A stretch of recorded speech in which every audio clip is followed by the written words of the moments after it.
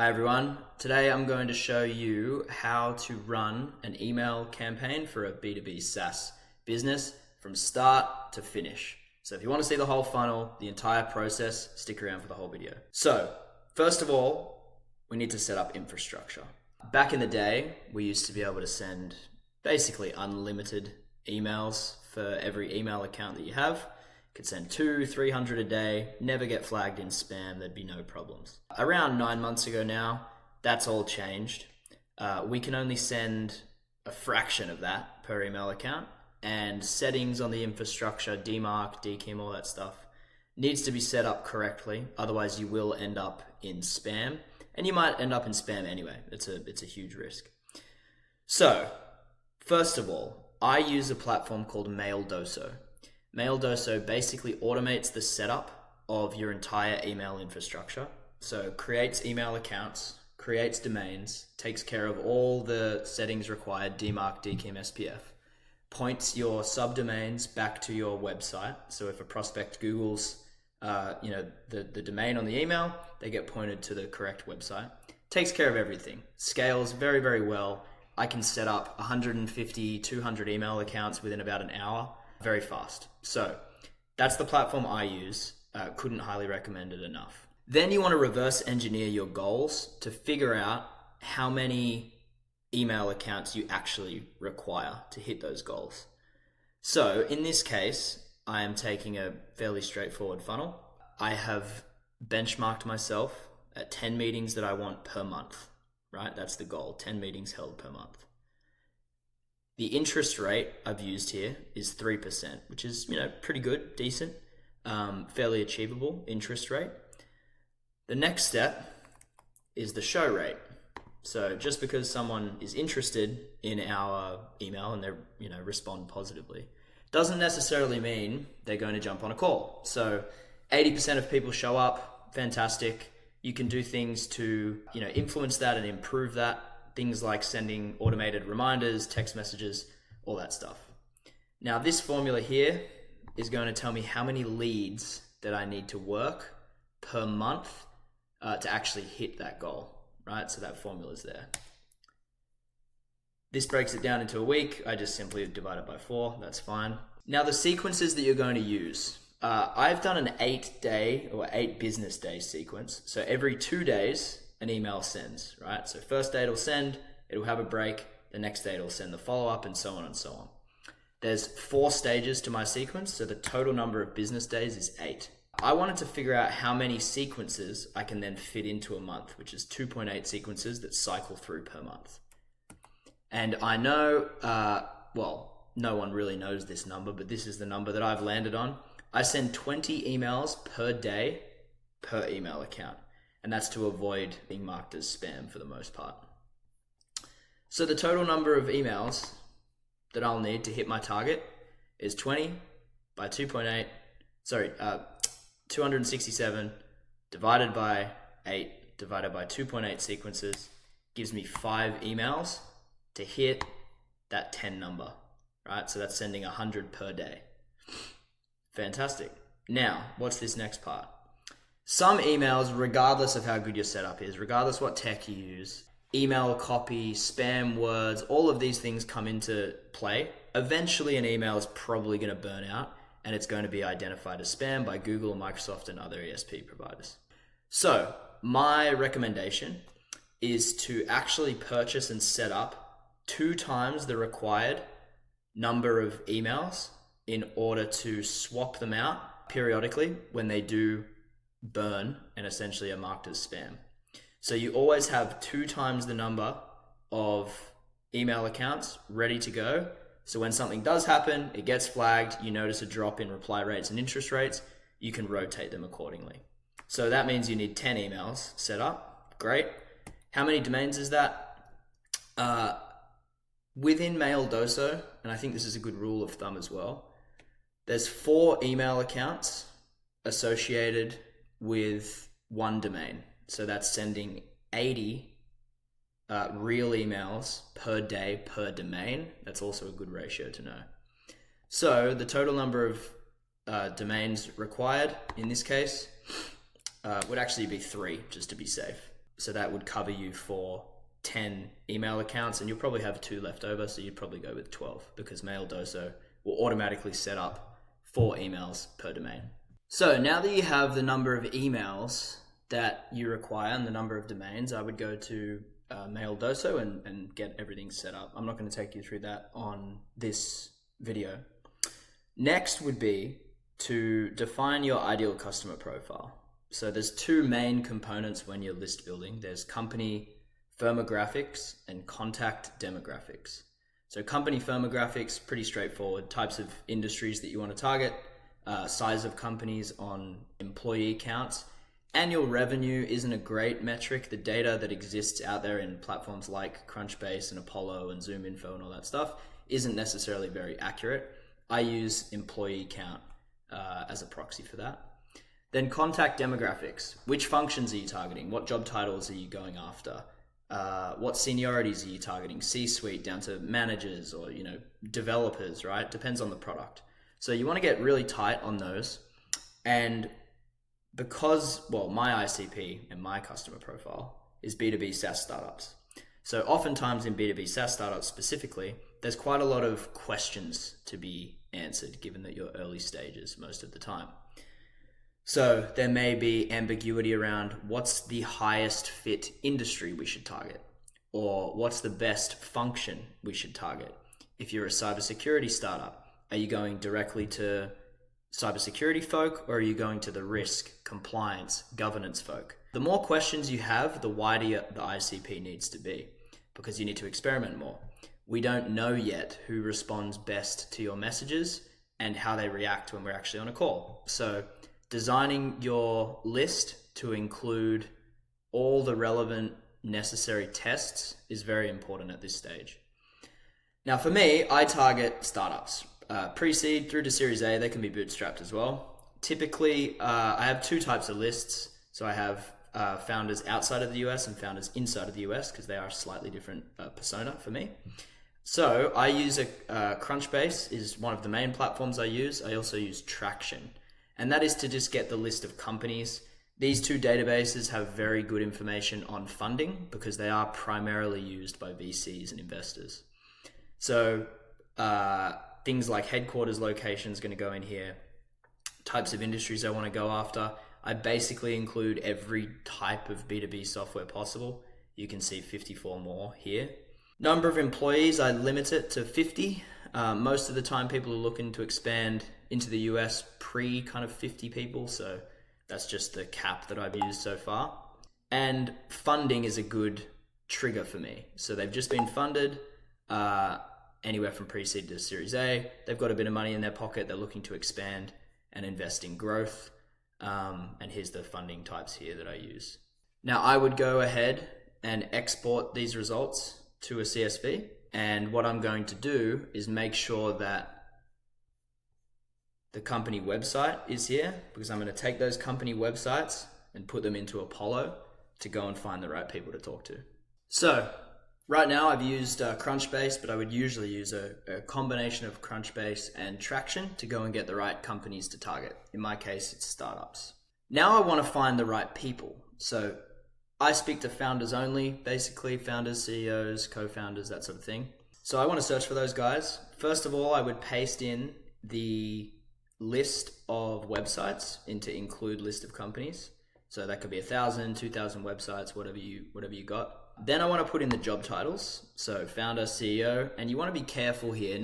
I'll use this example, but you want to be careful here for the different permutations of job title. So you can see there's co-founder with a hyphen, CEO, chief executive officer. If you're targeting CISOs, you can do CISO, or you can do chief information security officer. I'm not 100% sure if that has a massive difference or if it's able to identify that stuff in the search. I do it anyway, just to make sure. You want to get as much data as possible. A lot of reaching out is making sure you get the right information. So I would just include as many permutations as possible. With my ICP and job titles I go after, there's very little room, again, for ambiguity. So I'll use a different example. If you are targeting operations people, for example, There's a whole bunch of different types of operations people. There's product operations, there's revenue operations. Most of the time that will create quite a lot of noise if you just put operations into that search criteria. So what you should do is also include is not any of, click that button, and then exclude certain keywords. So in that example I used before, if you're targeting operations people, but you really want revenue operations people, you would then exclude product as a keyword, for example. So keeping your list as clean as possible, again, very important. You can then use any filters you like. So location if it's important, employees, email status, so likely to engage, verified is very important as well. I'll get into that a little bit later. But ultimately, once you have a list, you're good to go to begin scraping this list. To scrape this list, I use a tool called Export Apollo. It's here. You can give your list a name. You would basically copy paste the search filter into here. Give it a minimum number of contacts. I always just use the number of contacts that are in here. So 1,265. You can choose this setting if you like. Emails are available. You can even verify through this platform if you like, or include catch-all. And then you would scrape that information. It's very, very simple. It's usually a pretty quick scrape as well, which is why I like using this platform. Once you have that export from Export Apollo, it'll be in a spreadsheet. I actually import them to Airtable, which is what I use for my CRM. I use that for my CRM given I'm an agency because it can basically create multiple CRMs for multiple clients. So I just have a different view for each of my clients. Then obviously I have one for me as well. It's essentially a very easy to use, nice spreadsheet, which is why I like it, because I do like spreadsheets as much as everyone hates them. But it can create different views so you can filter the data however you like. I import them, all my leads into here, and then next is to enrich them. So Apollo is only going to get so many emails. It's roughly about 80% of them have emails available. Now we need to use multiple sources to go and find that 20%. So I would take that data, and this step can actually come before the last step that we went through, but I would take that data and put it into a clay table. And you want to use a waterfall enrichment method. So what do I mean by that? Basically, it checks a whole bunch of databases for that contact to go and find their email. And you want to use 2 or 3 other sources, I think is sufficient. Here is a little trick for you though. There's an Apollo integration with Clay, and you can connect your own API key to there, so you don't have to spend money on it for credits. And sometimes, not all the time, but sometimes, there'll be an email there that for whatever reason just didn't export from Apollo. So you can get a few. It's not very common. I just do it anyway because it's a free email. I don't know if there's an example here. Maybe not. But anyway, sometimes they come up, which is great. Then the next stage is using the waterfall method to go and find email addresses from these other providers. So I use, I believe this one is Lead Magic, Prospeo, and Find Email. They're the 3 that I use. And essentially you just run that column and you can see that they find emails that Apollo does not have. They're not going to find everything, but they will find emails that Apollo doesn't have. I'm just showing you Lead Magic for now, but you'd then run these 2 columns as well to fill in the gaps where necessary. Now get all those emails that you've just found back into Airtable, And the next step for me, there's always going to be some emails that you can't find digitally. There's no automated way to find them. They don't exist in a database. So there's going to be a gap there. Maybe it's 5-10% depending on your ICP. What I do, I actually use a VA, and the VA goes through and all the emails that I can't find, I'll get them to research the company, the person, and try to find the structure or the format of the email. So let's say it's firstname.lastname@digitaliron.com, but you can't find Farhan Khan. Obviously it would just be farhan.khan@digitaliron.com. So that's the last step and the manual way to capture as many emails as possible.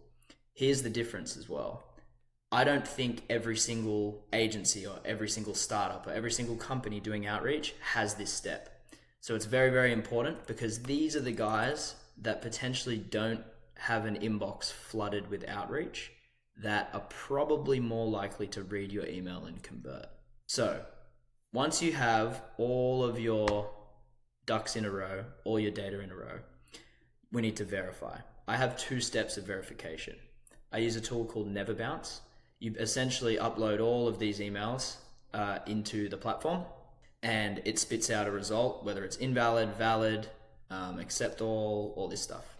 So that is saying you can send this person an email or not. Obviously, I don't send the invalids or the disabled ones emails, because I don't want my bounce rate to go up. So we have all of our data, all of our emails possible. They're verified, ready to go. Next is personalization for email campaigns. So this step's very important. This obviously really changes depending on what company you work for. First of all, you need to strategize on what personalization you think is going to be the best for those types of companies. So for me, again, I'm targeting B2B Saas founders very early stage. They've probably just been funded, given that my search criteria for my list was funded in the last 90 days. That's a huge step for a founder. Like getting a seed round closed, a pre-seed round, friends and family, Series A, that's a huge milestone that they're probably going to remember and probably going to be proud of. So I use that, and I congratulate them on it. It's a massive step. It's a huge achievement to do, especially given the time of filming this video is not easy. So I put everything into a clay table. I've got names, job titles, companies, emails, all that stuff, and LinkedIn profiles. And then I want to find their fundraising data. So I use this integration with dealroom.co. Sorry, forgot the name there. All you need to do is put in the company website, and once you run the columns, you'll see total funding, latest funding amount, and what the round was. So you can decide, and these are the other data points you can capture as well. You can decide how you want to use this data. Me personally, I want to use the type of round or the name of the round, the seed, pre-seed, whatever. I also want to normalize this. As you can see, when it's pulled, it's all in caps. I just want to change that to not in caps. And that's actually what I've decided is the cheapest, quickest, and easiest way to personalize a campaign. I'm going to send a very similar message every single time. Hey, congratulations on raising your seed round. I would love to chat with you. Something as very simple as that. Now, not every personalization campaign or using a clay table is going to be that simple. I did used to have, as you can see here, lots of other ChatGPT prompts and things to personalize each one. I just found it not to be worth it, quite honest. It didn't really move the needle and book any more meetings to make it more personalized with the number of the dollar figure that they raised. I didn't see a massive difference. So this is a lot cheaper and a lot faster. And there probably is a point of personalization of diminishing returns, where the more you do doesn't necessarily equate to more meetings. So I've landed on this. Each ICP is different. Some standard sort of personalization techniques that I use for clients. Have they spoken at a conference? Have they written a paper? Have they posted on LinkedIn? Have they been mentioned in news articles? I personally think personalizing to the contact versus the company or the industry is much more effective. The reason being, we're emotional creatures, right? If you see someone comment on a post you did on LinkedIn, or acknowledge you were mentioned in an industry paper or something like that, it is much more likely to get a response out of you just from when you see the name of the article you were mentioned in. Versus, hey, saw your company case study on XYZ. I just don't find those to be as effective. Now, I'm not going to show you the exact copy I use for my own business development, but I will show you the results of it. So this is just one campaign that I ran quite a while ago now, but we've got an 8.2% reply rate, which is, pretty decent for a reply rate. But 1 in 5 of those are positive. So I was able to book 9 meetings from this. It probably takes an hour to put this campaign together. So, 9 meetings is pretty solid and pretty good. If you do want information on best practices to do with outbound campaign and messaging and formatting and all that sort of stuff, then happy to book a call and have a chat. One thing that I think is overlooked is actually setting up tracking so you can then pivot where required. What do I mean by that? So obviously Instantly has a little bit of information on delivery rates and reply rates and all that stuff. I would recommend not tracking open rates. It's too risky for deliverability these days, so I actually stopped tracking that. You can see here. I have my Zapier connected to my Instantly so that every time an email bounces, it automatically populates Airtable in the email bounce column. So I have the date that the email bounced. You can see here, we've got one example. That's one. I have email replied date, same workflow, same thing. It'll just tell me the date someone replied. I have whether they were interested or not. It automatically tags my database in Airtable, whether they were not interested or interested. That gives me a nice follow-up list and a nice way of reviewing what my SDRs are doing, who's interested in their, within their projects. So a theme here is having good quality underlying data, and I use Airtable to basically manage all that. You can use a CRM, that's fine. The reason I do that and I tag specific functions and seniorities within the database is so I can then perform analysis like this. So without every single founder being tagged as a founder, without operations people being tagged as operations, without revenue people or CROs being tagged as revenue, you're not going to be able to do this analysis very easily. So I tag everything before, doing any outreach campaigns. And because everything links back into Airtable through Zapier, I get a nice view of who's replying, who's responding, who's interested, who's not, what are the total numbers, all that stuff. And then I can start to make decisions on my outbound campaigns moving forward. So we can see here, we have 4 different functions. We're looking at founders, ops, revenue, and finance.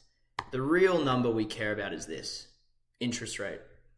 So I can see that revenue people, while they do make up the smallest percentage of total contacts, they respond at almost, more than double the rate than finance people and almost double the rate than these two as well. So I'm going to want to include revenue moving forward and prioritize those contacts. Finance, maybe I don't want to get rid of them completely, but I'm definitely going to deprioritize those contacts for now. Something else to look out for is the ratio of replied versus interested. So you can see founders have a lot of people replying, but only, a small percentage of those people are actually interested. Maybe they're too high, they're not close enough to the problem or the messaging that you're solving for, whatever it might be. This is just a random example. But if you start to notice this ratio becoming, crazy, more than 50%, then maybe you've got a problem. Obviously, this hard metrics and hard quantitative data needs to be coupled with what they actually say on the call, like who seems to be more interested. There's a whole conversation to be had there of how you determine that and how you ask questions to get at that problem and level of interest. But these are the hard numbers that you can go by, and you can only do this if you tag your data correctly. So that's pretty much it. This is basically how I run outbound. Now, there are some funky things that you can do outside of just list building. For example, you can go and scrape your competitors' LinkedIn followers, get that list, go and target those people, put them in a list, run the campaign, very, very specific, trying to steal some deals away from your competitors and customers. There's a whole bunch of techniques you can use. This is just the backbone infrastructure and workflow that I use to run, the initial campaigns for clients, and you can get more fancy over time with particular strategies that you'd like to use. So if you do want to talk about how to run email campaigns, infrastructure setup, ideal scenarios, messaging templates, best practices, basically anything, I'm all ears, I'm open. Just reach out and we can book a call.